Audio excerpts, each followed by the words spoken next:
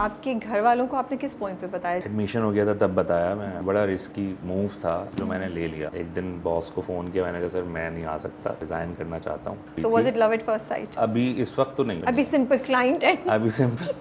And आपकी wife आपके साथ पढ़ रही थी? वो हम एक ही बैच में थे। टीवी पे अपॉर्चुनिटी कैसे मिली आपको? एक दिन कॉल आई मेरे पास फजर की, मैं एक सीरियल कर रहा हूँ बिग बैंग के लिए, आजमाइश, और उसमें आपको हम देख रहे हैं बड़े भाई के कैरेक्टर के लिए। वहाँ से मुझे एक वो रोल मिला जिसकी लेंथ ज़्यादा थी। फिर बिग बैंग में एक जो प्रोड्यूसर्स थे, फहद भाई हो गए, उनकी नज़र में आ गए। किस चीज़ ने इनकरेज किया कि नहीं मैं ये छोटे छोटे रोल करता रहूँ? ऐसा कोई गाइडेंस ही नहीं शुरू में। हमारे यहाँ एक मसला ये भी कि फिर वो आपको फिक्स कर देते हैं उसमें। What has been your challenge as an actor so far? सबसे बड़ा चैलेंज ये रहता है कि एक प्रोजेक्ट से दूसरे प्रोजेक्ट में सिमिलैरिटी ना आए। हमने बड़ी सादगी से शादी की। 2016 में 15,000 रुपए थे, उसमें हो गई शादी। 15,000 रुपए में? जी, मैं उनके घर गया माशाल्लाह। और निकाह हमारा पहले हो चुका था और उनको ले आया, दैट्स इट। मोहब्बत को कैसे डिफाइन करते हैं आप? रिस्पेक्ट जो है ना, वही मोहब्बत है। कैसे आया रोल आपके पास? क्या रीज़न था हाँ कहने की अदर देन मीसम नकवी? मीसम भाई के साथ मेरा थर्ड है ये। बेटियां मायरी एंड परवरिश। सुलेमान इतना परफेक्ट वाकई है? परफेक्ट तो नहीं कहूँगा मैं, आई थिंक वो राइट डायरेक्शन में। अभी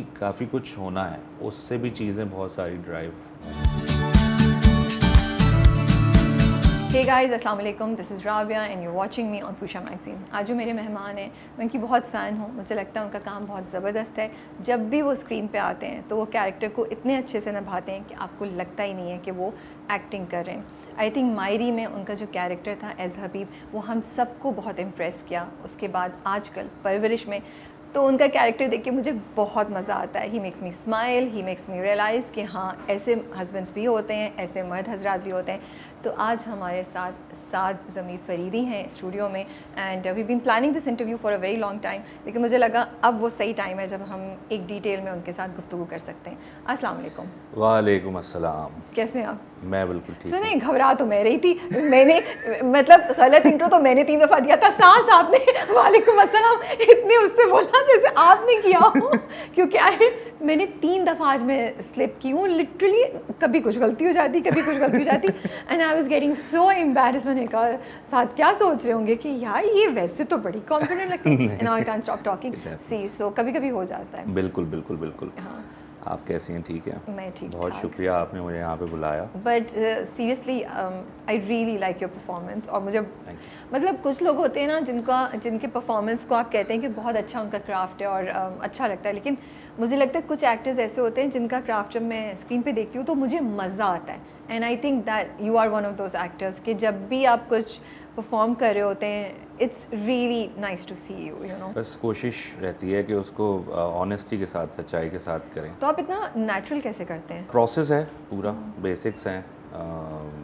कैरेक्टर की अगर थोड़ी सी हम इस पे बात कर लें, बैक स्टोरी सोचते हैं, डायरेक्टर के साथ डिस्कस करते हैं और उसकी नेचर कैसी है, उसका घर वालों के साथ क्या रिलेशनशिप है, सोसाइटी में किस तरह से वो पला बड़ा है, उसका पावर स्टेटस क्या है, जिस सेटअप में वो स्टोरी सेट की गई उसमें उसका पावर स्टेटस क्या है, ये सारी चीज़ें मैं लिखता हूँ।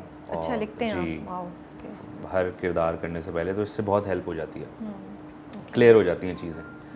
और फिर सिचुएशन जो भी डायरेक्टर दे उसको ऑनेस्टी के साथ, इंतहाई ईमानदारी से परफॉर्म करने की जब आप कोशिश करते हैं। ऑनेस्ट ईमानदारी कहते हैं तो वो क्या मतलब होता है आपका? ऑनेस्टी और ईमानदारी का मतलब ये होता है कि मिसाल के तौर पे अगर आप कोई इमोशन पोर्ट्रे कर रहे हैं, एंगर पोर्ट्रे कर रहे हैं एक सर्टन सिचुएशन में, तो वो एंगर फिर एंगर होना चाहिए। वो ये नहीं होना चाहिए कि हाफ हार्टेडली आपने उसको कर दिया।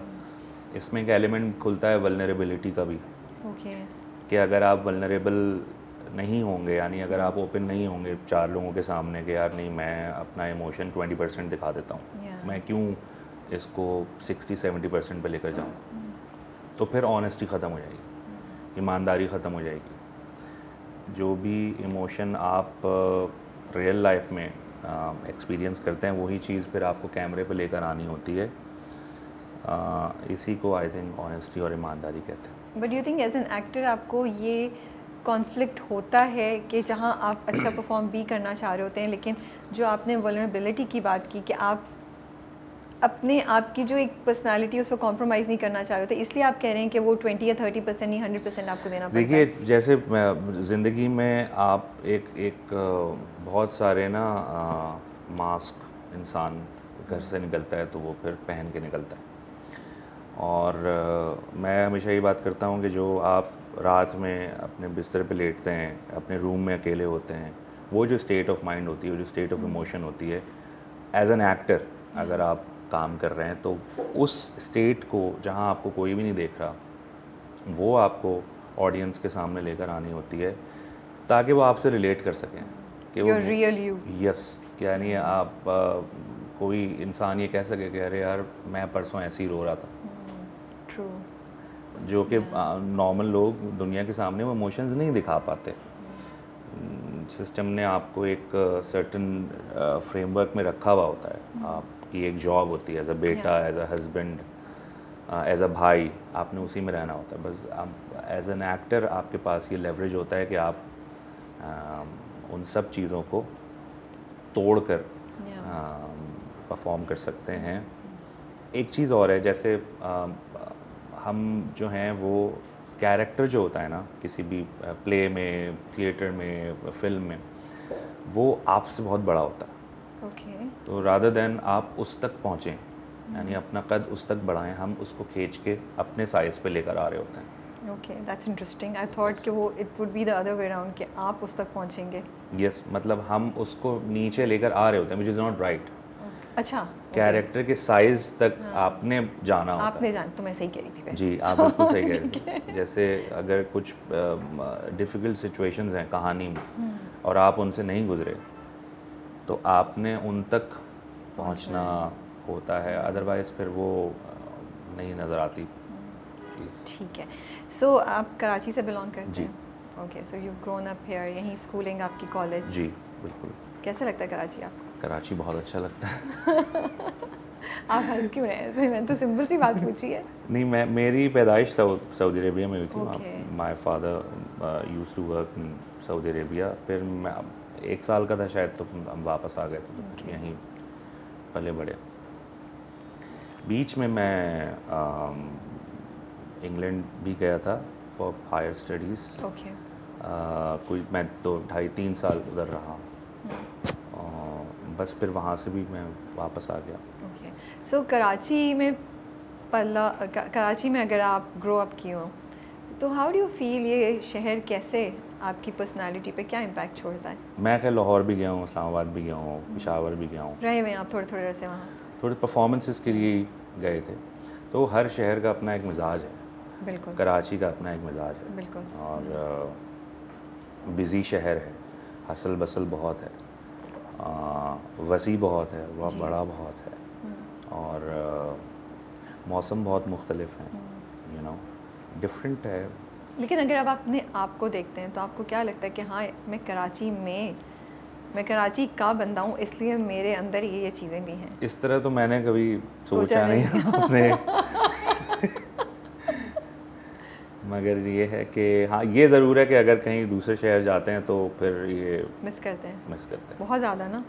मिस हाँ, करते ये हैं। बात फिर तो वो ये कराची होता है की कि है, भाई हाँ। हम अब जल्दी से काम अच्छा, खत्म लेकिन हो तो हम कराची जाएं। कितनी फ़नी बात है ना कि कराची में रहते हुए आधे से ज़्यादा लोग कंप्लेन कर रहे होते हैं कराची ये कराची वो, लेकिन कराची से निकल के 2 दिन बाहर रहे ना जी, तो बिल्कुल। I feel that you like यार वापस कब जाएंगे। वो रात को बिल्कुल। 2 बजे तक आपके ढाबे खुले हैं, स्ट्रीट्स बिल्कुल, खुल, बिल्कुल, यू नो, उस पर बिल्कुल, भी ज़िंदगी है, तो आपको वो सब चीज़ें याद आती हैं। हाँ, तो वो कहते हैं ना कराची सोता नहीं है, वो ये ऐसा ही है। सही 2-3 बजे तक खुले हुए रेस्टोरेंट्स, और फिर सुबह फिर वही लोग अपने ऑफिस भी चले जाते हैं। हार्ड वर्किंग पीपल, मुझे लगता है कराची में लोग बहुत हार्ड वर्किंग हैं, ऐसा लगता है। मैं नहीं, ये है। कहने का मकसद नहीं है कि बाकी शहरों में नहीं, लोग वो, हार्ड हाँ। वर्क नहीं करते, Yeah. बट क्योंकि मुझे ऐसा लगता है कि नहीं, बिल्कुल, बाकी शहरों में भी लोग बहुत मेहनत करते हैं और बाकी शहर भी बहुत खूबसूरत है। पाकिस्तान का हर शहर बहुत प्यारा है। लाहौर बहुत प्यारा है, you इस्लामाबाद know। बहुत खूबसूरत हर है। जगह की अपनी एक खूबसूरती और अपनी है, एक अपनाइत है बिल्कुल। जिसको आप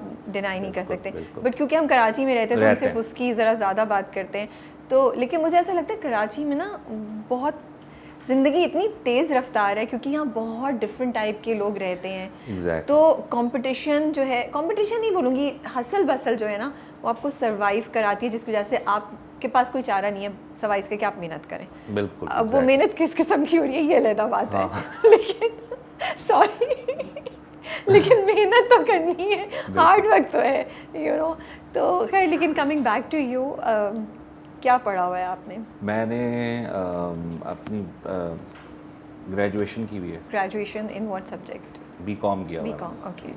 उसके बाद आपने कुछ? मैं गया था इंग्लैंड, अच्छा, वहाँ, ओके। तो वहाँ फिर मैंने AAT किया था, एसोसिएशन ऑफ अकाउंटिंग टेक्नीशियन। फिर मैंने ACCA में एडमिशन लिया था, मगर फिर वो मैं वहाँ कंप्लीट नहीं कर सका। मुझे लगा कि ये कोर्स मेरे लिए बहुत मुश्किल है। एक्सपेक्टेशंस घर वालों की यही थी कि भाई तुम चार्टर्ड अकाउंटेंट मैं तुम्हें बनना है, बनाना है, मगर वो मैं नहीं कर सका। फिर then I came back. Okay. फिर मैंने ग्रेजुएशन की, ग्रेजुएशन के बाद फिर मैंने यहाँ पे आने के बाद तो यहाँ कहाँ पढ़ा आपने? कराची यूनिवर्सिटी। कराची यूनिवर्सिटी से, ओह ओके। सो यू उस टाइम पे जब काफ़ी हल्ला गुल्ला होता था कराची यूनिवर्सिटी में, या सुकून वाले? नहीं, मैंने तो प्राइवेट। अच्छा, प्राइवेट किया आपने, ठीक है। तो उसके बाद, सॉरी आप कह रहे थे न्यूज़ एंकरिंग, लेकिन उससे पहले आपने जॉब भी तो की हुई है बैंक में, नहीं? वो उसके बाद की थी। अच्छा, न्यूज़ एंकरिंग पहले की थी आपने? ओ वाओ, वो कैसे हुआ? मेरे मामू बेसिकली उन्होंने मुझे वो न्यूज़ चैनल में मार्केटिंग हेड थे उस ज़माने में, अभी भी हैं वो। तो उन्होंने मुझे फिर कहा कि भाई तुम यहाँ ट्राई करो, और मैं गया। मैंने कौमी अखबार जो इलियास शागिर साहब का है, उन्हीं का चैनल भी था। 2007-8 की बात, ओके। धूम TV, उसमें मैंने कुछ अरसे खबरें पढ़ी उर्दू में? उर्दू में। में। फिर मैं, तो मज़ा नहीं आया आपको? मज़ा नहीं आया, बिल्कुल भी नहीं। कितना अरसा किया आपने? बहुत मोनोटनस थी। रोज़ ही बस आपको आके खबरें सुनानी है, ओके। वो फिर मोनोटनस थी। फिर मुझे मज़ा नहीं आया। फिर लेकिन उधर से भी आपको ख्याल नहीं आया अभी कि मैं कुछ नहीं आया, एंटरटेनमेंट की साइड पे जाऊँ, बिल्कुल ख्याल या नहीं आया। टीवी जर्नलिज्म की तरफ ही जाऊँ? नहीं, आपको ऐसा नहीं आया ख्याल। आपने उसको छोड़ा वापस जी। अपना? फिर हमारे एक कज़न है, उनसे मुलाकात हुई एक शादी में, तो उन्होंने कहा कि भाई तुम, वो बैंकर थे, उन्होंने कहा तुम एक काम करो, तुम बैंकिंग में आ जाओ, तुम्हारा फाइनेंस बैकग्राउंड भी है, तो तुम उधर आओ। तो मैंने फिर वहाँ इंटरव्यू दिया, तो मैं एज अ बैंकर वहाँ पे अपॉइंट हो गया, ओके, सेल्स में। ठीक है। वो मैंने नौकरी की कोई 2, 2.5, 3 साल। वो अच्छी लग रही थी आपको, या वहाँ पे भी कुछ बस गुजारा कर रहे थे आप? गुजारा ओके। गुजारा कर रहा था। मतलब ये कि ये मैं पहली दफ़ा बता रहा हूँ किसी में बैठ के, कि वरना आप कहते हैं ना कि नहीं मुझे मज़ा नहीं आ रहा था, तो लोग पता नहीं क्या सोचेंगे, क्या क्लैरिटी नहीं थी ज़िंदगी में कुछ करने की। फिर कुछ, मैं जहाँ नौकरी करता था वहाँ सामने जो मेरी ब्रांच थी बैंक की, उसके सामने एक इंस्टीट्यूट था जहाँ पे एक खातून थी, स्टूडेंट काउंसलर थी, उनसे मेरी बातचीत थी। तो आप क्या काउंसलिंग में गए थे उनसे? जी नहीं काउंसलिंग लेने गए? नहीं, हमारी बातचीत थी, फ्रेंड्स आप कह सकते हैं कि वो। तो कैसे बातचीत हुई? मैं ये इंटरेस्टेड हूँ जानने के वो लिए। वो ऐसे हुई कि वो या वो अकाउंट खुलवाने आई नहीं, थी? मैं ऐसी प्रिडिक्शन कर रही हूँ। आप सही प्रिडिक्शन कर रहे अरे हैं। मेरी प्रिडिक्शन सही है? सही है, क्योंकि बिल्कुल मैंने सही। अपना जहन घुमाया, मैंने कहा कैसे मुलाकात हुई होगी, बिकॉज ऐसे तो नहीं हो सकता ना, वो चलती भी जा हाँ, रही हूँ, नहीं, आपने नहीं, उनको ऐसे- रोक लिया। ऐसे तो नहीं हो ऐसे सकता, तो नहीं हो जाहिर है। सकता। तो मुझे ये हुआ, ओह वाओ, मेरी प्रिडिक्शन सही है। अकाउंट खुलवाने आई थी, तो उनसे ठीक है। मेरी बातचीत शुरू हुई सो थी। Was it love at first sight? अभी इस वक्त तो नहीं, अच्छा, इस अभी तो कहानी के इस बातचीत मोड़ थी। पे नहीं है नहीं, अभी? इस मोड़ पे अभी नहीं। सिंपल क्लाइंट एंड अभी सिंपल तो उनको जो था वो होस्टिंग का था, होस्टिंग का शौक था। ओके। तो उन्होंने फिर मुझसे कहा कि भाई मुझे होस्टिंग वगैरह का है, लेकिन तो उन्होंने किसी ने आपसे क्यों कहा? दोस्ती हो गई थी ना। अच्छा, दोस्ती हो गई थी, फ़ोन ठीक है। वो पे- बीच का क्या आपने पार्ट फ़ोन पे बातचीत शुरू हो Start गई हो गई, थी, ठीक जी। है, ओके, तो जो बस वो नॉर्मल बातचीत ही होती थी, और उन्होंने उसमें तो अभी फ्रेंडशिप जोन में थे आप लोग? हाँ, फ्रेंडशिप। या मतलब पता, फीलिंग्स थी लेकिन बता नहीं रहे थे? अभी तो बिल्कुल शुरू का था ओके ओके, सही है। सो फिर you are okay with this ना? जी जी जी। हाँ ठीक है, देखिए मैंने पूछ लिया, परमिशन ले लिया मैंने, he is okay with it. अच्छा, मजे का इंटरव्यू आ रहा है ना? हाँ। तो उन्होंने फिर जिक्र किया एक दिन के, किसी ने बताया है कि नैपा एक जगह है, तो वहाँ आप चली जाएं, और वहाँ पे आपको ट्रेनिंग वगैरह कुछ देते हैं। ठीक है। वो भी उनको भी क्लैरिटी नहीं थी। और मैंने तो पहली दफ़ा नाम सुना था, ठीक है। तो मैं चला गया उनके चक्कर में उनको लेकर कि चलें बड़े चलते हैं। सपोर्टिव थे आप, जी, माशाल्लाह, दैट्स जी। नाइस। एंड दैट्स काफ़ी अर्से पहले की बात है ये। जी काफ़ी देर से पहले इट्स ये- अबाउट 10 इयर्स बैक, राइट? जी बिल्कुल 2013 की बात है, सितंबर नवंबर। तो हम जब वहाँ पर गए तो उन्होंने कहा भाई हम एक्टिंग कोर्सेज करवाते हैं और डायरेक्शन कोर्सेज और राइटिंग और ये सब। हम परफॉर्मिंग आर्ट्स एकेडमी है। एडमिनिस्ट्रेशन में जब गए ऑफिस में तो उन्होंने सवाल किया कि भाई आप यहाँ क्यों आना चाह रहे हैं। उनसे किया? उनसे किया, मैं तो पीछे खड़ा हुआ था। ओके। मैं तो बस गया था। अब ये सवाल तो इसका कोई जवाब उस वक्त बना नहीं कि भाई क्यों आना चाह रहे हैं, और क्यों आइडिया ही नहीं था किसी चीज़ का। एक मोटा मोटा ये था कि होस्टिंग करनी है, बट परफॉर्मिंग आर्ट्स एकेडमी में क्यों जाना चाह रहे हैं, आई हैव नो आइडिया। तो यही देखकर उन्होंने कहा कि फिर आप एक काम करें, शाम में एक परफॉर्मेंस हो रही है इमाम इंद्रजीत ज़िया साहब की डायरेक्शन में, फाइनल ईयर की फाइनल परफॉर्मेंस है। ओके। वो आप प्ले देखें, अच्छा। अगर आपको समझ में आता है वो प्ले देखकर कि भाई हम ये काम कर सकते हैं, तो फिर आप लोग आ जाएं। तो हमने ऐसा ही किया कि हम 2-3 घंटे रहते थे, 4 घंटे रहते थे, हम वहीं बैठ गए।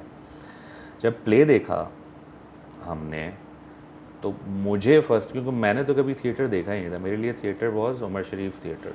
Okay. I have I had no idea कि थिएटर क्या है। तो मैंने जब वो थिएटर देखा लाइव और नैपा ऑडिटोरियम में, प्रॉपर स्टार्ट मिडल एंड एक कहानी है, एक्टर्स लाइव परफॉर्म कर रहे हैं, तो वहाँ कुछ हुआ। उसी वक्त आपको उसी अंदाज़ा वक्त हुआ? उसी वक्त हुआ अंदाज़ा। और वो जब पूरा प्ले देखा और उसके बाद हम बाहर बैठे तो मैंने ये कहा कि यार ये क्या था।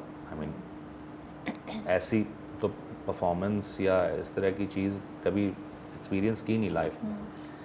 तो वहाँ से थोड़ा थोड़ा सा इंटरेस्ट बना, फिर हम गए, हमने एडमिशन फॉर्म वगैरह भरे। अच्छा, आप दोनों का? जी दोनों का। मेरा भी बन गया उस वक्त। मैंने कहा भाई ठीक है, अगर मतलब उसी शाम में बैठे बैठे? उसी शाम में प्रोग्राम बन गया कि यार ये कुछ डिफरेंट है, इसको करना चाहिए। और उन्होंने कहा आप मोनोलॉग्स हैं, 2-3 मोनोलॉग्स उन्होंने दिए, जो ऑडिशन प्रोसेस होता था ज़माने में नैपा का, वो याद करके आपको सुनाना होता था। कट टू नौकरी चल रही है दोनों की ही, मेरी भी, और हमने वो याद किया पेपर और चले गए ऑडिशन देने के लिए।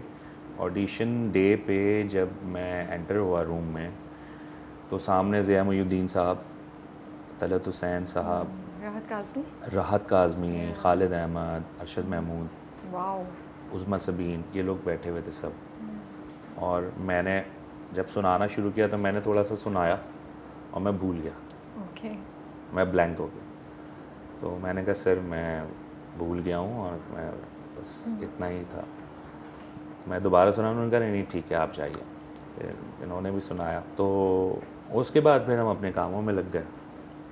जॉब वगैरह में कॉल आती है नैपा से कि जी ज़िया साहब के साथ आपकी मीटिंग है और आपकी सिलेक्शन हो गई है ऑडिशन।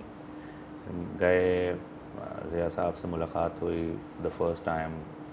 उन्होंने कहा भाई आप शुरू करें, ये यहाँ पे अपनी जर्नी शुरू करें। स्टार्ट किया नैपा, पहला ट्राइमेस्टर शुरू हुआ, पहली क्लास में हम बैठे।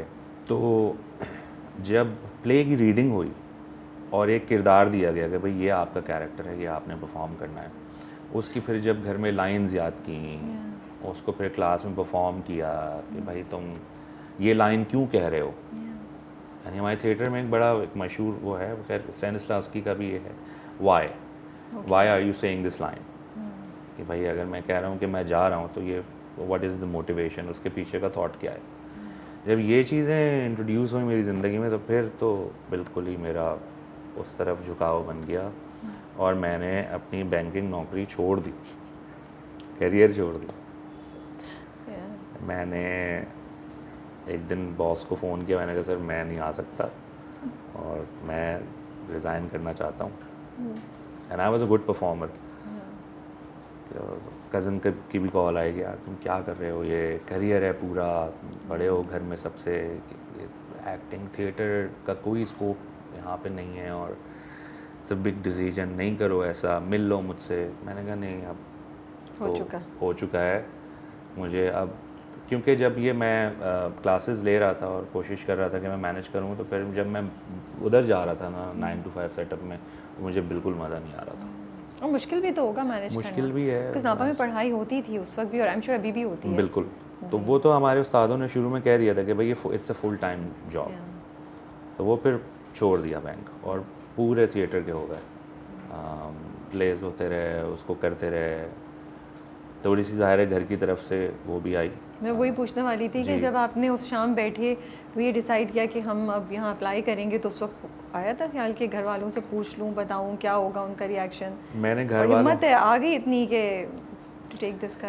मैंने बस एक डरते डरते ले लिया ये डिसीजन। और घर में जब मैंने बताया तो ज़ाहिर है घर वालों में एक खलबली मच गई और एक मुखालफत भी हुई बहुत। क्योंकि वही मैं कह रही हूँ कि आपने बहुत, it's not like you were 18 years old कि जब आपने डायरेक्शन चेंज किया। आपकी तो सेट जॉब थी, पैसे आ रहे थे, और वो कह रहे हैं कि बेटे की शादी करो। अब बेटा कह रहे हैं मैं तो जॉब छोड़ के एक्टिंग पे जा रहा हूँ, वो भी थिएटर। जी। तो it must have been a very big shock for them, you no.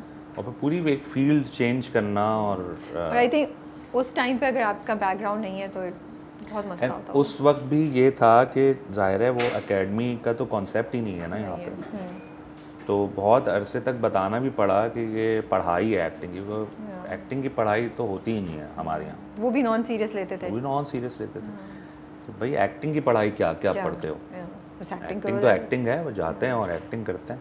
तो आपके घर वालों को आपने किस पॉइंट पे बताया? जब जॉब छोड़ दी तब, या जब एडमिशन हो गया था तब बताया? किस पॉइंट से एडमिशन हो गया था तब बताया। मैं उनका ब्रोशर प्रोस्पेक्टिव्स लेकर गया था। मैंने कहा ये सब पढ़ाएंगे। सबसे पहले अम्मी। अपने अब्बू को भी पता। वो रूट वो था ना, अम्मा के थ्रू होता है रूट। वो ये तो फिर अम्मा को राम कर लो, फिर उसके बाद अब्बा से थोड़ी कम रेजिस्टेंस आएगी। बिल्कुल।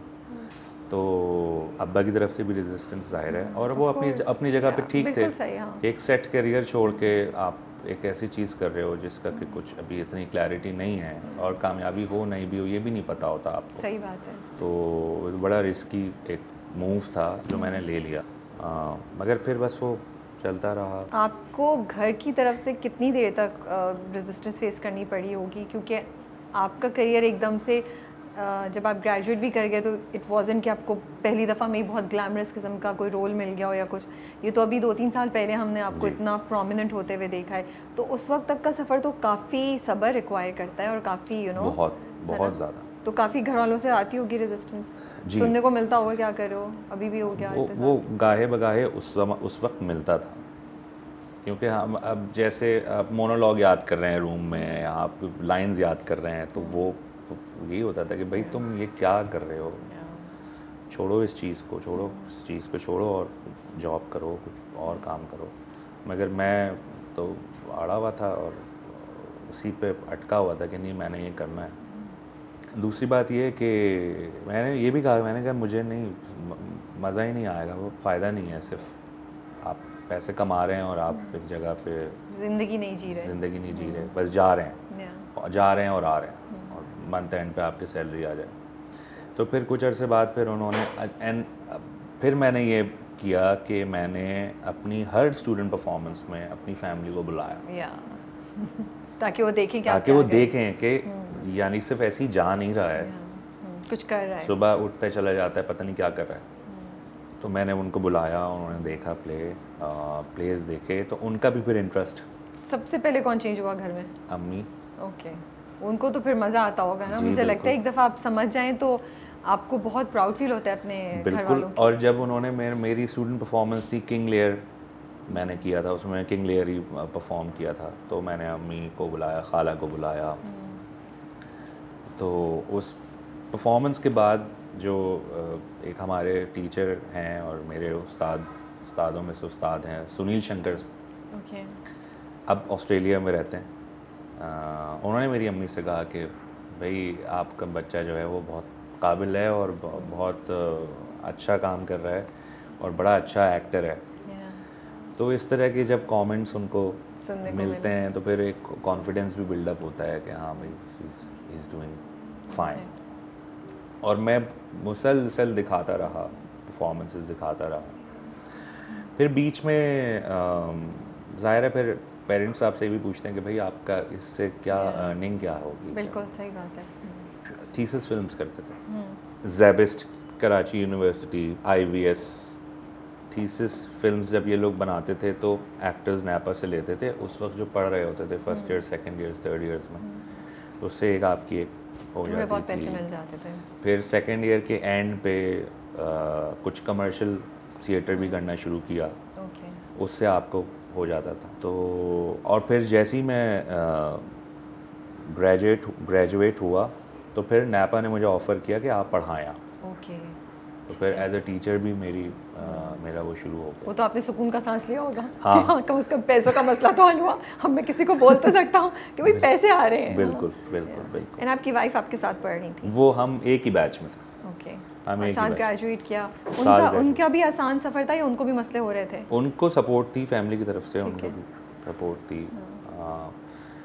हमारे यहाँ ज़ाहिर है ये लड़कों का चूँकि एक वो होता है बिल्कुल different होता कि है। इस हवाले से शायद उनके लिए थोड़ी सी आसानी थी। तो हम साथ ही ग्रेजुएट हुए और हर प्ले में तकरीबन, क्योंकि एक ही क्लास में थे, तो 3 सालों में 9 थिएटर प्लेज आपको करने होते हैं, ओके। शोकेस करने होते हैं, और उस पर फिर आपकी मार्किंग होती है। उसके बाद फिर कोविड से पहले इस तरह का हो गया था कि टीचर्स की नज़रों में आ गया था और एक अच्छा परफॉर्मर रिकग्नाइज हो गया था और मेजर रोल्स मिलना शुरू हो गए थे थिएटर में। क्योंकि ज़ाहिर है थिएटर में भी आपने अपनी जगह बनानी होती है ना, क्योंकि बिल्कुल। बहुत से स्टूडेंट्स आते हैं और वो उस तरह से नहीं शाइन कर पाते और फिर वो छोड़ के चले जाते हैं। तो थिएटर वर्ल्ड में भी एक अच्छी रेपुटेशन और मेरी बन गई थी। तो थिएटर बार बार गाहे बगाहे बैक टू बैक मुझे मिलना शुरू हो गए थे। तो टीवी पे अपॉर्चुनिटी कैसे मिली आपको? टीवी पे अपॉर्चुनिटी मुझे ऐसी बड़ी इंटरेस्टिंग स्टोरी है। मैंने थीसिस फिल्म की थी, फजर रज़ा जो डायरेक्टर हैं, जी जी जी। उनके भाई KU में ओके। फिल्म मेकिंग कर रहे थे। उनकी थीसिस फिल्म की थी जो उन्होंने पार्टीशन पे बनाई थी, तो उन्होंने मुझे उसमें कास्ट किया था। वो मैंने की थी जब मैं सेकंड ईयर नैपा में था, सेकंड ईयर हमारा चल रहा था। वो थीसिस फिल्म की और बात आई गई, फिर थिएटर करते रहे, होता रहा।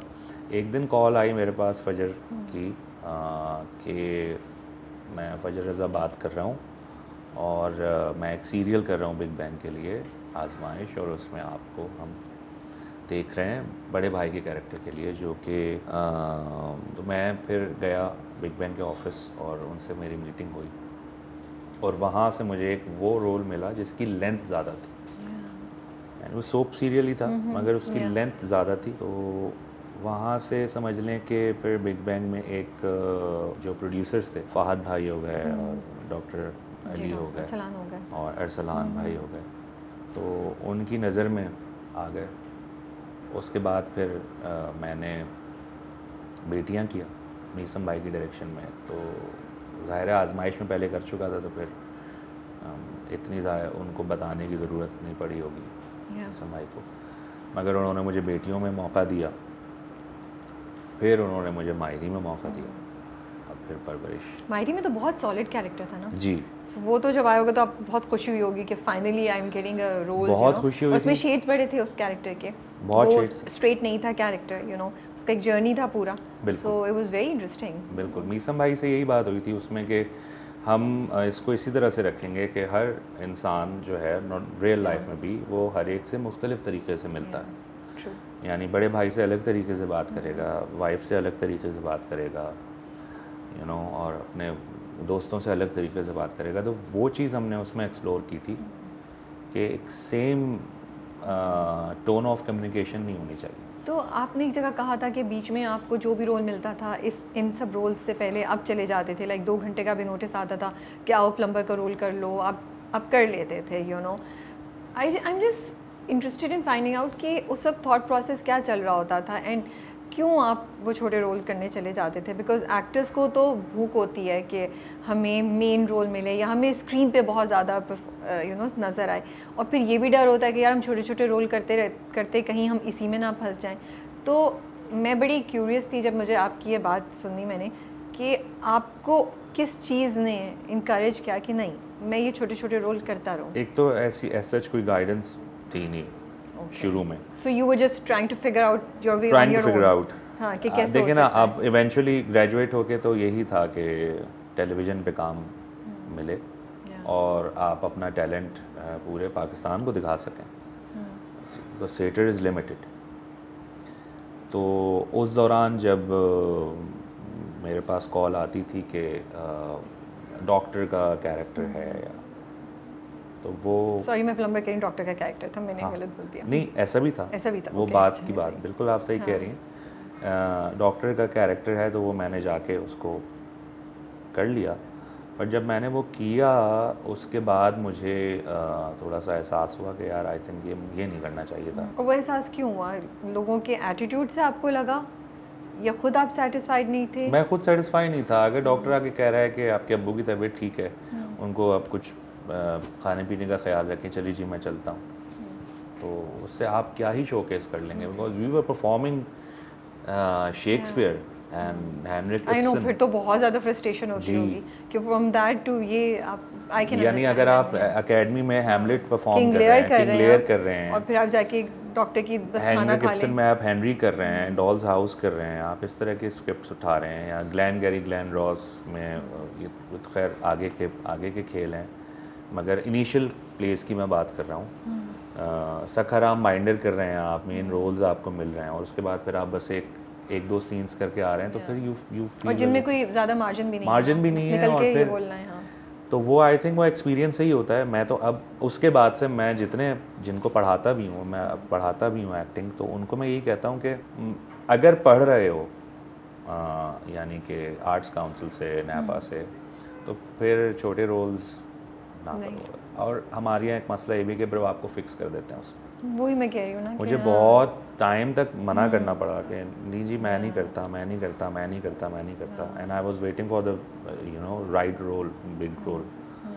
प्लम्बर का भी एक दफ़ा आया था, वो तो बड़ा शॉर्ट नोटिस पे था. शायद 11 बजे सुबह कॉल आई थी एक प्रोडक्शन हाउस से कि शाम में आप 4 बजे फ्री हैं. मैंने कहा जी बताइए क्या. मैं समझ गया था इतने शॉर्ट नोटिस पे क्या ही रोल, क्या ही डेप्थ होगी कैरेक्टर. उन्होंने कहा प्लम्बर का कैरेक्टर है, वो आता है और ये. मैंने कहा मुझे प्रोफेशन से कोई मसला नहीं है. प्लम्बर हो, आखिरी बार मैंने अभी किया था मोहसिन भाई डायरेक्शन में, उसमें ड्राइवर का था, बट उसमें कुछ सब्सटेंस तो हो, वो वेटेज वजन तो हो, उसकी एग्जिस्टेंस तो हो कैरेक्टर, और एग्जिस्टेंस रीज़न भी कोई हो, कुछ मज़ा भी आए. अगर आप आए और आपने नल सही किया और फिर आप चले गए तो उसमें and I think just so that clear हो कि हम we are not looking down on anyone, या हम किसी भी रोल को छोटा या बड़ा नहीं कह रहे, नहीं कर रहे. आई थिंक आपकी अपनी पर्सनल मोटिवेशन भी होती है, यू नो. आप जैसे हैं, आपको आपका एम्बिशन, आपकी ड्राइव ज़्यादा थी, आपने तो एक अच्छी भली जॉब को छोड़ के यू फॉलोड. तो I think it also depends on that. It doesn't mean कि कोई भी रोल छोटा या बड़ा कोई रोल नहीं होता. मैं वो बात नहीं कर रहा, मैं अपनी बात कर रहा हूं. आपके अपने एम्बिशन पे मेरी पर्सनल प्रेफरेंस की बात हो रही है. जाहिर है कि वो फिर, और ये भी है कि जब जैसे आप कह रहे थे कि आप एक सर्टेन लेवल की चीज़ें करके आ गए थे, तो फिर ऑफ कोर्स ज़हनी तौर पे मसला होता है कि यार मैंने तो ये किया है, मैं फिर ये कैसे कर लूँ, you know, because you know your potential also. जी बिल्कुल बिल्कुल. बहुत से लोग आके कभी कभी ये बात होती है, ये डिबेट भी होती है कि जो लोग ऑन सेट ट्रेनिंग जिन्होंने ली होती है, उनको लगता है कि ये पढ़ के जो आए हैं वो क्या जानते होंगे, बिकॉज प्रैक्टिकल इज़ समटाइम्स और मोस्टली डिफरेंट फ्रॉम एकेडमिक्स. और जो एकेडमिक्स वाले होते हैं वो कहते हैं नहीं यार टेक्निक तो हमें पता है, हम तो पढ़ के आए हैं और हमने तो पता नहीं क्या क्या पढ़ा है. ये क्लैश मैंने अक्सर कॉन्वर्सेशन पे सुना है, और बहुत से लोग कंप्लेन भी करते हैं कि नाबा के स्टूडेंट्स के अगेंस्ट डिस्क्रिमिनेशन होती है. Do you feel it's still happening? आपको फेस करनी पड़ी या अब सिचुएशन चेंज हो गई है? अब दोनों ग्रुप्स ने बीच में दोस्ती कर ली है या अभी भी है रेजिस्टेंस? सिचुएशन एंटायरली चेंज हो चुकी है, और मैं तो इस तरह कभी सोचता नहीं. मैं ये भी सोचता हूँ कि, और कहता भी हूँ कि, और ये बात सही भी है कि एक जो टैलेंट है वो आपका वो होता है बाय बर्थ, एक सर्टेन अमाउंट ऑफ टैलेंट. अगर इस तरह नहीं होता तो फिर नैपा का या आर्ट्स काउंसिल का हर स्टूडेंट शाइन कर रहा होता. या फिर आपको ट्रेनिंग की ज़रूरत ही नहीं पड़ती. तो एक बेसिकली एक सर्टन अमाउंट ऑफ टैलेंट आपके अंदर होना चाहिए, उसको फिर आप पॉलिश कर सकते हैं। ठीक है। बहुत से ऐसे एक्टर्स हैं दुनिया में जो नहीं गए एक्टिंग स्कूल्स, मगर ये कि अगर आप थिएटर करते हैं तो आपको एक एज मिल जाता है अपने ही लिए, किसी और के लिए नहीं, अपने लिए आपको एक एज मिल जाता है किरदारों को। लेकिन ना एक इंसान ने अगर 20 थिएटर प्लेस पढ़े हुए हैं या 25 थिएटर प्लेस पढ़े हुए हैं, तो उसने 25 किरदारों को पढ़ा हुआ है, बिल्कुल, यू नो। और उन 25 किरदारों के आसपास जो लोग हैं उनको भी पढ़ा हुआ है। उनको भी पढ़ा हुआ है। एक आप जिसको कि सोशो इकोनॉमिक स्टेटस कहते हैं, कि जिसको कि हम पावर पॉलिटिक्स कहते हैं, जो हम किरदारों में हमेशा बताया गया, सिखाया गया है कि भाई अगर बादशाह है तो वो किस तरह रिएक्ट करेगा, और अगर एक गरीब है तो वो किस तरह रिएक्ट करेगा, या एक मिडिल क्लास है वो किस तरह रिएक्ट करेगा। वो सारी चीज़ें भी हम पढ़ते हैं और देखते हैं। तो वो फिर 25-30 कैरेक्टर्स आपने किए हुए हैं, तो उसी में से आप अपने बैग में से वो कैरेक्टर निकाल के पोर्ट्रे कर लेते हैं सामने। दैट डजंट मीन कि अगर कोई एकेडमी नहीं गया या उसने नहीं पढ़ा तो वो ये सब नहीं कर सकता, वो भी कर सकता है। मैंने आई नो पर्सनली बहुत से एक्टर्स को जो एक्टिंग स्कूल्स देंगे, दे आर ब्रिलियंट एक्टर्स, और वो काम जो एकेडमी कराती है वो अपनी रियल लाइफ में कर रहे होते हैं। मेरी जैसे एक्टर से बात होती है, वो जाते हैं, ऑब्जर्व करते हैं, लोगों को ऑब्जर्व करते हैं, और उस तरह से अपने कैरेक्टर को, यार ये मेरे कैरेक्टर से ये इसमें ये चीज़ थोड़ी सी बिहेवियर मिल रहा है, मैं इसको इसमें इंडल्ज कर लेता हूँ, ऐसा भी होता है। और बहुत से ट्रेंड एक्टर्स भी नहीं परफॉर्म कर पाते, तो ये कोई ऐसी फिक्स फार्मूला नहीं है। तो इसमें वो बनता ही नहीं है वो वाली क्लैश वाली चीज़। What has been your challenge as an actor so far? Journey जो आपका अब तक हुआ है उसमें सबसे बड़ा चैलेंज ये रहता है कि एक प्रोजेक्ट से दूसरे प्रोजेक्ट में सिमिलैरिटी ना आए कैरेक्टर। वो मुश्किल होता होगा। वो बहुत मुश्किल होता है। वो डिफरेंट हो, वो बिल्कुल सेम एक चीज़ ना हो, तो वो एक चैलेंज होता है। और एक चैलेंज ये होता है कि स्टैग्नेंट ना हो जाए क्राफ्ट।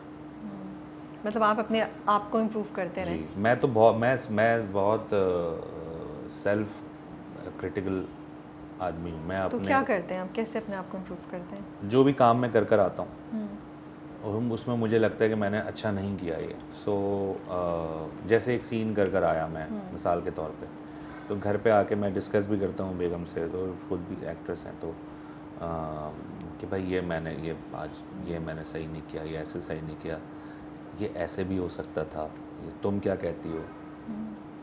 मैंने इस मोटिवेशन से बोला, मुझे नहीं लगा ये सही है। तो अगर ये चीज़ मैं रखता हूँ उसको इम्प्रूव करने के लिए, इस चीज़ से मैं डरता हूँ कि मैं एक दिन आऊँ और मैं बोलूँ यार मुझे सब पता है, मेरा तो बड़ा ज़बरदस्त किया, मेरा तो गलत हो ही नहीं सकता काम, ये तो डिज़ीज़ है। जैसे मैं एक नवाजुद्दीन सिद्दीकी नवाज़ भाई का एक वो सुन रहा था इंटरव्यू, तो उसमें वो कह रहे थे कि एक एक्टर थे वहाँ के, उनकी फिल्म्स फ्लॉप हो गई है, कभी नहीं होती थी। फिल्म रिलीज़ हुई तो वो पार्टी कर रहे थे, तो उनको किसी ने आके बताया कि भाई आपकी फ़िल्म फ्लॉप हो चुकी है, नंबर्स गिर गए हैं बिल्कुल, आप इट्स ओवर। तो उन्होंने कहा भाई सूरज यहाँ से निकल के वहाँ से निकल सकता है, मगर मेरी फ़िल्म फ्लॉप नहीं हो सकती। ओके। तो ये वाली जो स्टेट है, इससे घबराता हूँ, ये ना आए कि यार और उसकी कोशिश ये करता हूँ कि अगर तारीफ़ भी कर रहे हैं थिएटर की है कि तो उसको सर पे ना सवार करो कि भाई मैं तो बहुत ही अच्छा एक्टर। हमारी इंडस्ट्री में हर एक्टर को रिस्पेक्ट मिलती है इक्वली, या फिर हमारे यहाँ ये है कि ओ ये लीड एक्टर है, ओ ये ए क्लास एक्टर है, ओ ये मे बी नेपोटिज्म से आए हुए एक्टर हैं। क्या इस तरह की कैटेगरीज एग्जिस्ट करती हैं हमारे यहाँ? और फिर आपको एक ख़ास लेवल की रिस्पेक्ट लेने के लिए बड़ा वेट करना पड़ता है या बड़ी मेहनत करनी पड़ती है, फिर जाके आपको वो चीज़ मिलती है? मैंने तो अभी जितने प्रोडक्शन हाउसेस के साथ काम किया सबने बहुत रिस्पेक्ट दी है। ओके, बट आपने आसपास भी यही देखा है? आसपास भी मैंने दूसरे एक्टर्स के साथ? बिल्कुल। ओके।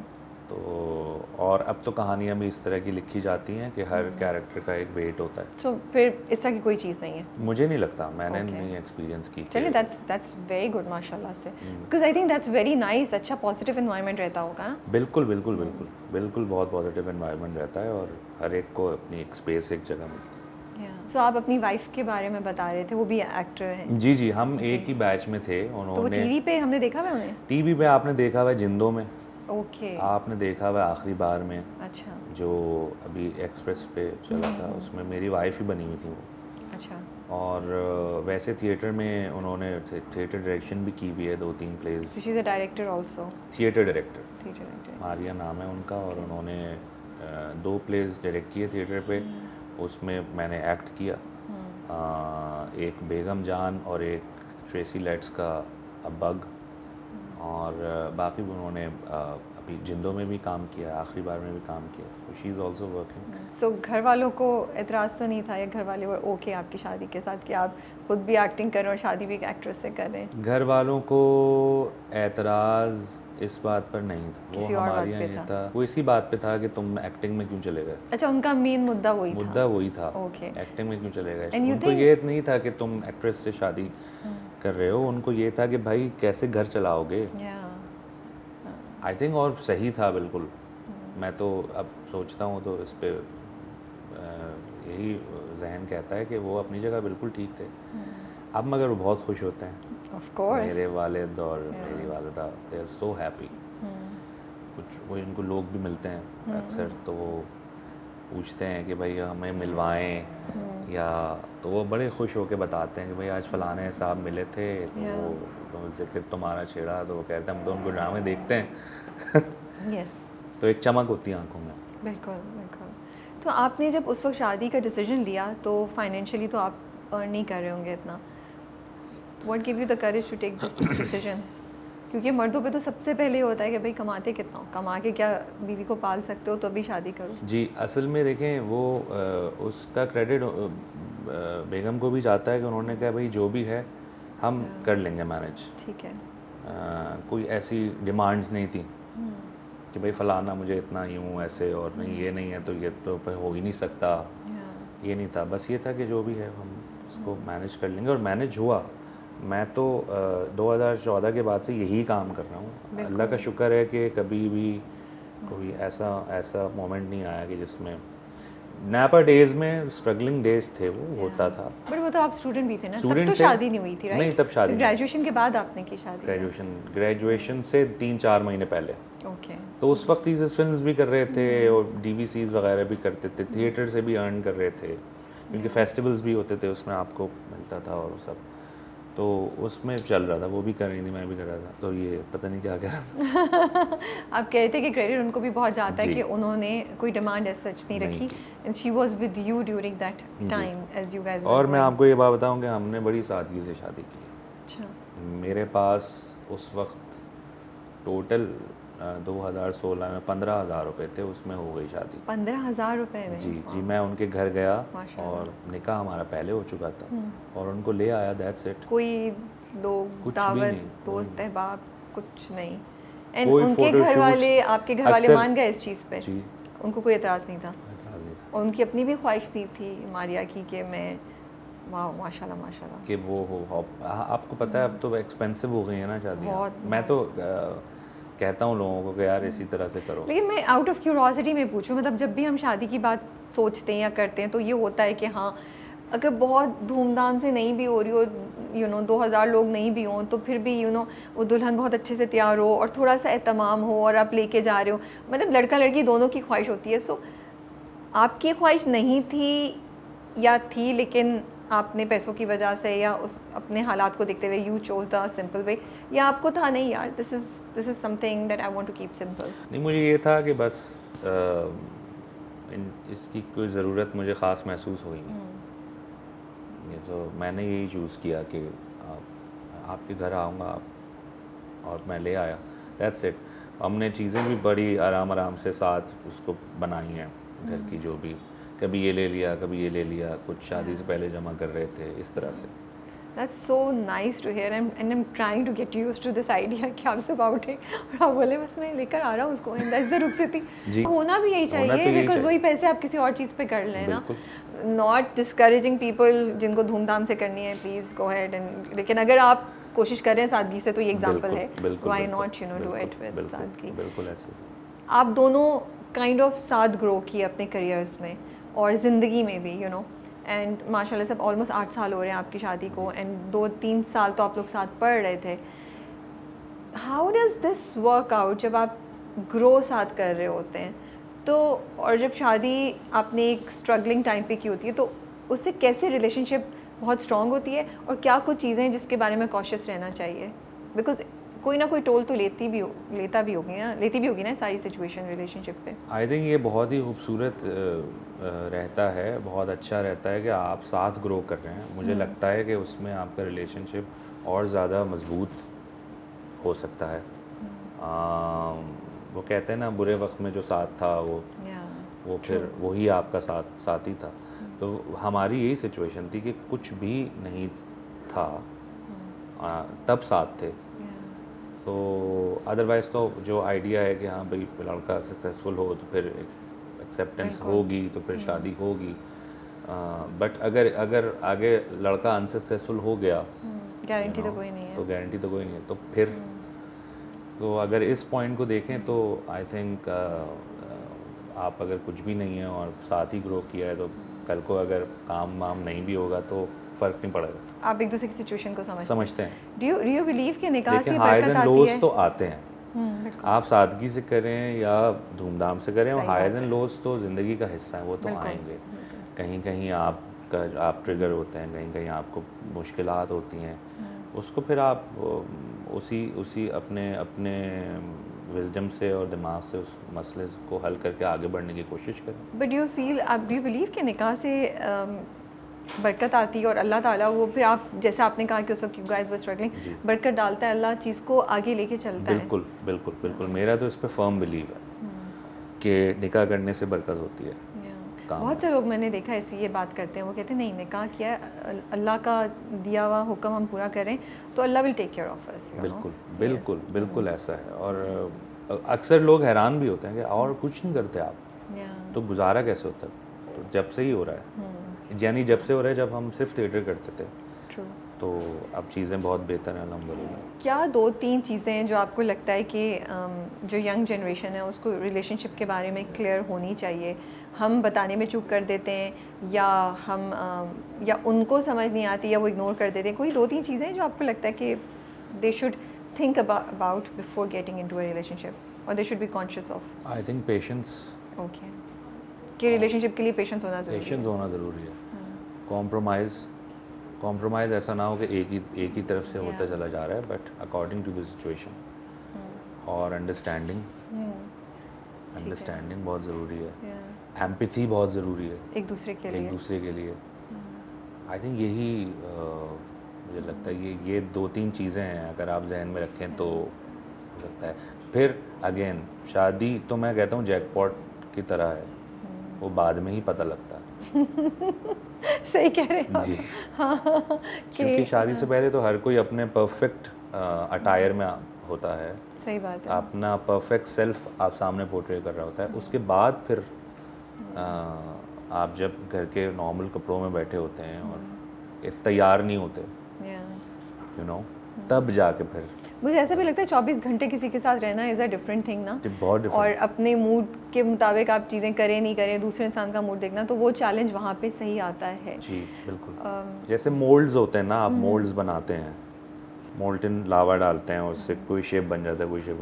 मुझे ये लगता है कि शादी यही है कि आपको वक्त के साथ साथ चीज़ों को पता लगता है कि हाँ भाई इसको इस तरह, इसको ये चीज़ पसंद नहीं है, इसको इनको ये चीज़ अगर नहीं बोलनी है. होते हैं लाइक्स डिसलाइक्स होते हैं कि भाई ये चीज़ बोलूँगा तो अगला बंदा ट्रिगर ना हो जाए, पार्टनर मेरा.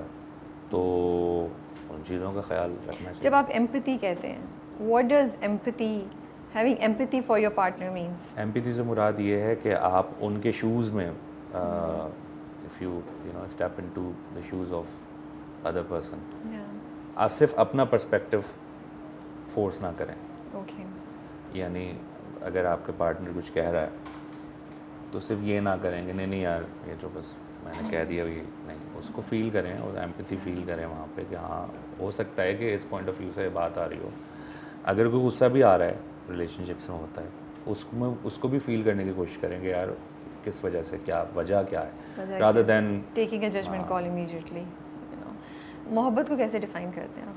आई थिंक मोहब्बत को मैं ऐसे डिफ़ाइन करता हूँ कि मोहब्बत को आप ये भी कह सकते हैं कि रिस्पेक्ट जो है ना वही मोहब्बत है। Okay. And also your actions, आपके एक्शंस क्या हैं उस ट्रू। इंसान की तरफ, आप कितनी रिस्पेक्ट करते हैं अपने पार्टनर की, चाहे वाइफ हस्बैंड की करे, हस्बैंड वाइफ की करे। यही मोहब्बत जो मैं यही समझ पाया हूँ, यही मोहब्बत है। तो पहले किसने इज़हार किया था आप दोनों में से? मैंने आपने? ठीक है, कैसे जी। किया था? बस मैंने रियलाइज़ कब हुआ आपको कि अच्छा हाँ ये इंसान से मुझे ज़िंदगी गुजारनी है? मैंने उनको ये कहा था कि मैं टाइम ज़ाया नहीं करूँगा Okay. आपका, and I will get married and I am serious about oh that's nice. जी। आई थिंक होना भी यही इट। चाहिए। ये चाहिए, otherwise there is no point of and heart break ऐसे ही टाइम वेस्ट, अपना भी और दूसरे सिर्फ इंसान का भी। बातचीत की and then you move on. ये तो मुझे नहीं लगता कि ये होना चाहिए। डू यू थिंक कि हमारे यहाँ मर्द के पास इतनी लिबर्टी होती है कि वो वो एक्सपेरिमेंट कर सके, या हमने इतना उसको जकड़ा हुआ है रिस्पॉन्सिबिलिटी में कि वो एक्सपेरिमेंट की स्टेज से कभी नहीं गुजर सकते? एक्सपेरिमेंट से मुराद जैसे आपने किया, एक एक्सपेरिमेंट ही था कि कामयाब हुआ नहीं हुआ, ठीक है, आप लगे रहे और फिर it worked out for you, but initial years में तो देयर वाज नो गारंटी। तो हम क्या अलाउ करते हैं आजकल के लड़कों को लड़कियों से ज़्यादा कि वो चांसेस ले सकें? मुझे नहीं लगता, कम है अभी तक, आज के ज़माने में भी नहीं। अभी तक। वो वाली चीज़ हम अभी तक, जैसे लड़की के गोरे रंग से हम शायद नहीं निकल पा रहे हैं, वैसे हम मर्द की कितनी पे है और क्या नौकरी है उससे नहीं निकल पा रहे हैं। नहीं निकल पा रहे, नहीं हम अलाउ करते आज के मर्द को कि वो ये एक्सपेरिमेंट कर ले। और बिल्कुल सही कह रही हैं आप, वो यही होता है कि भाई आप क्या करते हैं, क्या कमाते हैं। अगर उसके हिसाब से होगा तो फिर हम लड़की देंगे, वरना हम नहीं देंगे। तो चेंज कैसे होगा ये? You think this can change ever? I think individual level पे ही चेंज होना शुरू होगा और फिर परसेंटेज बढ़ती है। ओके। जैसे अब मुझे लगता है कि अब वो जो जहेज़ वाली चीज़ थी वो ख़त्म होती जा रही है। हाँ, कम हो गई। मैंने बहुत अपनी फैमिली में बहुत देखा है, पीपल लड़के कहते हैं कि नहीं भाई हम खुद ही करेंगे। तो अब एक वो नेगेटिव वो बन गया है कि वो बोलते हुए भी वो थोड़ा शर्मिंदा फील होना शुरू हो गई है। इसी तरह से होगा, ये है। और मैं ये भी सोचता हूँ कि कहीं फिर पेरेंट्स ठीक भी सोचते हैं कि अगर बिल्कुल ही कुछ करता ही नहीं है, वो अपनी बेटी को लेकर सोच रहे होते हैं कि भाई इनका क्या किस तरह से होगा। आई थिंक वही चीज़ है, अगर आपको नज़र आ रहा है कि कोई इंसान मेहनत कर रहा है, कोशिश कर रहा है, कामयाब नहीं हो रहा है, तो ठीक है, एटलीस्ट ये तो है ना कि वो लगन है। अब ये नहीं है कोई बस वो जो कहते हैं ना कि अयाशी में ज़िंदगी गुजारे ना, ऐसे ही कोई आ गया और फिर आई थिंक रेड फ्लैग है, फिर आपको ज़रा सोचना पड़ेगा। हाँ, ये आपने बहुत अच्छी बात की है कि अगर आप मिले हैं किसी से और आपको ये फील हो गया कि हाँ यार ये जेन्युइनली मेहनत कर रहा है और कहीं ज़िंदगी में पहुंच सकते, फिर आप रिस्क ले और सकते। हो सकता है कोई इंसान जो है, कोई लड़का जो है वो अपने करियर के इनिशियल स्टेज में भी हो ना, आपकी बेटी से शादी करना चाह रहा हो, he might not be brand manager या एक बहुत बड़ी पोजीशन पे, लेकिन आगे फ्यूचर नज़र आ रहा है। क्योंकि कभी कभी तो इसलिए भी मना कर देते ना कि अभी तो बिल्कुल ही इज़ नॉट इस्टेब्लिश्ड, तो इस्टेब्लिश में तो बड़ा टाइम लगता है फिर हमने इस्टेब्लिश को तनख्वाह की फिगर से भी इक्वल कर दिया है ना कि भाई अगर 6 फिगर सैलरी नहीं है तो इस्टेब्लिश नहीं है। मगर इसमें ये सोचने की ज़रूरत है कि इसकी कोई गारंटी नहीं है कि आपने कर तो दी, बाद में नौकरी छूट गई, अल्लाह ना करे कोई बीमारी आ गई, कोई चीज़ हो गई, तो फिर क्या आप उसको छोड़ के चले जाएंगे? लेकिन नहीं सोचते ऐसे ना, अल्लाह पे तवक्कल हमारा हम सबका वीक है, मुझे लगता है ये उस चीज़ से आता है। रिस्क देखें, अल्लाह ताला ने कुरान में है कि हम जैसे चाहते हैं बेहिसाब रिस्क देते हैं, जैसे चाहते हैं। अल्लाह ताला के फैसले हैं कि वो जिसको जितना चाहे रिस्क दें। तो इस पे ही अगर आपका फर्म बिलीफ हो तो फिर आई थिंक इस तरह की चीज़ें थोड़ी कम हो जाएंगी। क्या एक चीज़ है जो आपको लगता है कि मर्दों से रिलेटेड हमारी सोसाइटी को वाकई चेंज करना चाहिए, सोच को चेंज करना चाहिए उनके ऊपर, अदर देन ये तनख्वाह और नौकरी का, उसके अलावा उस प्रेशर को कम करना चाहिए, या ये सोचना चाहिए कि ये चीज़ मर्दों पे एक मेंटल हेल्थ टोल ले रही है? इसमें ये है कि थोड़ा सा फ्लेक्सिबल होने की ज़रूरत है। वो जो एक फ़िक्स फार्मूला बनाया हुआ है उस फार्मूले को तोड़ने की ज़रूरत है। और ये समझने की ज़रूरत है कि भाई कोई बात नहीं, अगर कम तनख्वाह है तो उसमें भी आगे इंसान को जाके तरक्की मिलेगी। और जो बरकत वाला एलिमेंट है निकाह का, उससे बहुत फ़र्क पड़ता है। जेन्युइनली ये सोचने की ज़रूरत है। तो अगर इस तरह से हो तो वरना मैं बताऊँ आपको, आजकल जो मैं देख रहा हूँ आसपास, अच्छी खासी एज हो जाती है इस्टेब्लिश होते होते और फिर शादी हो रही होती है। तो अगर आपने यंग एज में कर लें शादी, या हमारे यहाँ के मर्दों की यंग एज में शादी होनी चाहिए, उसकी परसेंटेज बढ़नी चाहिए, तो उसके लिए यही सोचना पड़ेगा कि आपको फ्लेक्सिबल होना पड़ेगा। एंड आपकी बात बिल्कुल सही है। आई थिंक नॉट दैट कि वी आर सेइंग कि हर किसी की एक ख़ास एज पे शादी हो जानी चाहिए, लेकिन अगर आप इस चीज़ के पीछे भाग रहे हैं ना कि कोई इस्टेब्लिश हो जाए, कोई बहुत खूबसूरत मिल जाए लड़का या लड़की, नहीं, तो फिर वो जब एक ख़ास एज हो जाती है, फिर आप इतने सेट हो चुके होते हैं अपनी चीज़ में कि आपको फिर कोई पसंद भी नहीं आता, आपके स्टैंडर्ड्स भी उतने हाई हो जाते हैं। बिल्कुल। तो ये तो एक फैक्ट है। Spirituality, how do you connect with Allah? आपको लगता है ये हर इंसान के अंदर होती है जो आप डिस्कवर करते हैं, या जब ज़िंदगी एक ठोकर लगाती है तो फिर ये दरवाज़ा खुलता है? बहुत ज़रूरी है नमाज पढ़ना।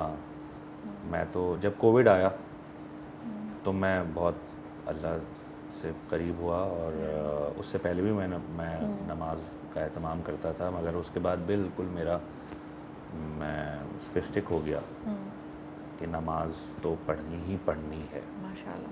क्योंकि कोविड में जब ये आया कि कोई किसी भी वक्त जा सकता है, नहीं तो हमारे दिमाग में एक वो बना हुआ होता है ना कि एक एज होगी फिर जाएंगे, मगर ये ज़िंदगी मौत का तो आपको नहीं पता लगता, और उसका एक धचका कोविड में लगा। बिल्कुल कोविड में लगा जब लोगों का सुना कि जैसे मैंने अपने मामू को फ़ोन किया, वो इंग्लैंड में होते हैं, क्योंकि यहाँ तो बस थोड़ा सा नॉन सीरियस भी थे ना लोग कोविड को लेकर, तो उन्होंने कहा भाई 23 साल का लड़का भी आ रहा है और 50 साल 60 साल के लोग भी आ रहे हैं, और लोग पीपल आर डाइंग, तो फिर हालत ख़राब हुई। तो वो बहुत ज़रूरी है। और मुझे तो बहुत उससे, जिसे कहते हैं ना कि नमाज कामयाबी है, वो मैंने प्रैक्टिकल भी देखा है, फॉलो करने से। मैं कहता भी हूँ, और अपने ख़ानदान में लड़कों से, यंग जो मेरे हैं, उनसे कहता भी हूँ कि भाई ये चीज़ आपने करनी है, बहुत ज़रूरी है। कमिंग टू परवरिश, तो कैसे आया रोल आपके पास? क्या रीज़न था हाँ कहने की, अदर देन मीसम नकवी? मीसम भाई के साथ मेरा थर्ड है ये, पर बेटियां मायरी एंड परवरिश, तो वो तो जब उनकी कॉल आती है पता लगता है, तो वो आधी हाँ तो हुई भी होती है। ऑफ कोर्स, या बल्कि ना कहना बड़ा मुश्किल होता होगा, है ना, कि यार कैसे निकलूं, बट लकीली आपको अच्छे कैरेक्टर्स मिल रहे हैं माशाल्लाह से। जी बिल्कुल, अल्हम्दुलिल्लाह। और उसमें ये है कि चूँकि मीसम भाई के साथ मैंने नापा में भी बहुत काम किया हुआ है, हमने स्टेज बहुत शेयर किया हुआ है, उन्होंने मुझे पढ़ाया हुआ भी है मीसम भाई ने, और वो पोटेंशियल जानते हैं, और वो जानते, एक उनकी अच्छी चीज़ ये है कि वो जानते हैं कि मैंने किस एक्टर से क्या काम लेना है, तो वो अगर कॉल कर रहे हैं किसी कैरेक्टर के लिए, तो उन्होंने कुछ सोच समझ के ही किया होगा। तो और इतना मुझे पता था, क्योंकि नोमी भाई के साथ मैं मायरी में भी उनका भाई, I know, I was like ये तो दोनों का उस साथ एक जैसा, यू नो, और परवरिश में भी उनका भाई था, लेकिन डायनामिक्स बिल्कुल डिफरेंट है, entirely different. It's so much fun to watch the two of you guys together.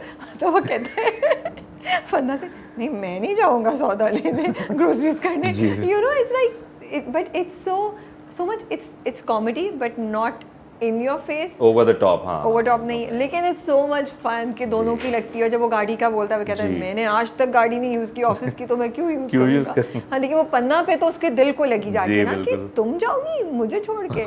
So उनकी गाड़ी में एसी है, और वो फिर वो बच्चों वाली है, there's a childish rivalry भी है ना भाइयों की। Is he really this perfect, this guy? Because देखें, वो बीवी के साथ भी इतना अच्छा है, माँ के सामने भी उसने इस बार रोटी मेकर पे आवाज़ उठाई, you know, बच्चों के लिए भी he is so kind, you know, he is the one जिसको अमल भी कॉल करती है, और बेटे ने भी किया, like, so is he really that perfect? या हमें आगे नज़र आएगा कुछ? I think लोग होते हैं लोग इस तरह के, और होते तो हैं, लेकिन सुलेमान इतना परफेक्ट वाकई है। परफेक्ट तो नहीं कहूँगा मैं, आई थिंक वो राइट डायरेक्शन में, यानी उसको पता है कि भाई ये जैसे बच्चों के साथ आप दोस्ती करके रखेंगे, तो वो आपके बबल में रहेंगे। तो ये सब चीज़ें उसको इस आइडियोलॉजी पे बिलीव करता है ओके कि औरत की रिस्पेक्ट करनी चाहिए, उसकी प्रॉब्लम समझनी चाहिए, या कोई प्रॉब्लम आ जाए तो उस सिचुएशन को बैलेंस कर लेना चाहिए। जैसे वो कहता है कि जे भी कितने का है मैं ख़रीद लेता हूँ, बैलेंस कर दिया सिचुएशन को। तो इस तरह का है वो। पन्ना और वो दोनों ही, मतलब I find their character very interesting, and वो परसेप्टिव भी हैं एज़ कम्पेयर टू जो उनके आसपास लोग दिखाएं, जैसे सुलेमान को ही देख लें। लेकिन वो अमल की चीज़ को नहीं देख पा रहे। अमल का जो इशू है वो उन्हें नहीं रियलाइज़ हो रहा दैट इनकी बेटी is feeling the pressure of being responsible, या पढ़ाई या जो भी है वो उस तरह इजहार नहीं कर पाती अपनी चीज़ का जिस तरह है। तो ये क्यों मिसिंग है उनके उसमें से? आई थिंक आगे जाके अभी ये चीज़ आएगी और हमें आएगी नज़र। उनके साथ। और तो अभी मतलब वो एक स्पेसिफिक रीज़न की वजह से जो आगे हमें पता चलेगा। जी ओके आगे जाके जो है वो आप देखेंगे कि जो पॉइंट आप रेस कर रहे हैं वो भी सॉल्व होगा। अभी काफ़ी कुछ होना है ओके ड्रामे में, उससे भी चीज़ें बहुत सारी ड्राइव होंगी। I really like Panna and Suleman's relationship also, कि वो रोमांस भी कर रहा है, वो उससे काफ़ी उसको उसका साथ देने की भी कोशिश करता है। अगर वो माँ के सामने बहुत ज़्यादा स्ट्रांगली एक स्टांस नहीं भी ले रहा, बट ही अंडरस्टैंड एंड उसको कंफर्ट भी कर रहा है। आई थिंक ऐसे रोल मॉडल्स भी क्रिएट करना हमारे यहाँ जी। ड्रामा में बहुत ज़रूरी है, हाँ। who are supportive। बिल्कुल, सुलेमान जो है वो बेसिकली केयरिंग है, और वो एम्पैथी वाला एलिमेंट है, केयरिंग है। वो उसके शूज़ में खड़े होकर देख रहा है कि भाई इन पे क्या गुजर रही है, उस हिसाब से फिर वो अपनी चीज़ें ड्राइव कर रहे हैं। ऐसे वो सॉरी भी कर लेता है कि भाई दूसरी तरफ से मैं तुमसे सॉरी करता हूँ। तो ट्राइंग टू काम the situation rather than elaborate and elevate. हाँ, ट्रिगर मोमेंट्स होंगे कभी कभी, वो हर इंसान का होता है, मगर उसमें भी ये नहीं कि बिल्कुल ही आप ऐसे बाहर हो गए। अभी तक तो नहीं, पन्ना के साथ नहीं देखा हमने, नहीं, जहांगीर के साथ काफ़ी देखा है, लेकिन और अब्बा से वो जरा दुख में चले जाते हैं। जहांगीर के साथ वो है एक जो भाइयों का वो है कि भाई अगर जैसे वो बाहर से आए हैं और वो पैसे भेजते हैं, और जो वो अमरूद वाला सीन था, एग्जैक्टली मोहब्बत जो है या उसमें दोनों में सेम है। एक जो है वो उसी चाहत से अमरूद ख़रीद रहा है और एक उसी चाहत से आईफोन भेज रहा है। तो वो सेम है, बट उसकी कहीं ना कहीं ज़्यादा इम्पोर्टेंस हो जाती है। And I think reflective of a very realistic situation जो होती है भाइयों में, जो ज़्यादा कमाता है, जो कम है, या बाहर जो रहते हैं, वो आ जाती है पेरेंट्स की। ये मुझे तो लगता है कि ये चीज़ मैंने तो देखी है आसपास, मुझे तो लगता है होती है। Working with such a big cast जिसमें हर एज के हर तरह के लोग हैं, यंगस्टर्स भी हैं, एक्सपीरियंस्ड, फ्रॉम अरशद साहब टू नुमान एजाज एंड नाइस समर, एंड हाउ इज़ इट, कहीं आप टीचर बनते हैं, कहीं आप लर्न कर रहे होते हैं, how do you manage, dynamics कैसी हैं। मुझे इतना मैं लिख भी रही थी सवाल, तो मुझे बड़ा वो हो रहा था कि यार ये बड़े मज़े की इक्वेशन है इन लोगों की वहाँ पे। मुझे तो बहुत मज़ा आया सबके साथ काम करके। नोमी भाई के साथ दिस इज़ माई सेकंड, तो नोमी भाई के साथ एक वो बड़ा असली में भी बड़े भाई और छोटे भाई वाला रिलेशनशिप है। वो आपको गाइडेंस भी देते हैं और आपको एक सपोर्ट भी रहती है, स्पेस भी देते हैं। और फिर अरशद सर तो हमारे उस्ताद, उनके साथ उन्होंने भी बिल्कुल ऐसा फील नहीं कराया कि इज़ लेजेंड। तो बाकी फिर यंगस्टर्स हैं। अबुल के साथ काम करके बहुत मज़ा आया। इसमें मेरा अबुल के साथ बहुत ज़्यादा काम है आपका। उनके साथ बहुत इन्जॉय किया काम करके। समन के साथ बहुत इन्जॉय किया काम करके। सारी cast. But how does it work out जब आपकी कास्ट में इतनी वैरायटी हो? वर्कआउट है ना, किस मतलब सीखते हैं आप, या आपको ऑलवेज आपको कुछ ना कुछ वो कर रही होती है, इम्प्रेस कर रही, इंस्पायर कर रही होती हैं चीज़ें? देखिए, आप ऑन द टो रहते हैं या क्या? On the toe with the cast like this, with the cast like this, on the toe. हर एक की एनर्जी डिफरेंट है। हर एक की एनर्जी डिफरेंट है। अबुल की एनर्जी डिफरेंट है, उनकी नौमी भाई की एनर्जी डिफरेंट है, नूरे की अलहदा है, नूरे की अलहदा है। तो आपने ऑन टोज ही रहना होता है। बिल्कुल सही बात है, ऐसे ही है।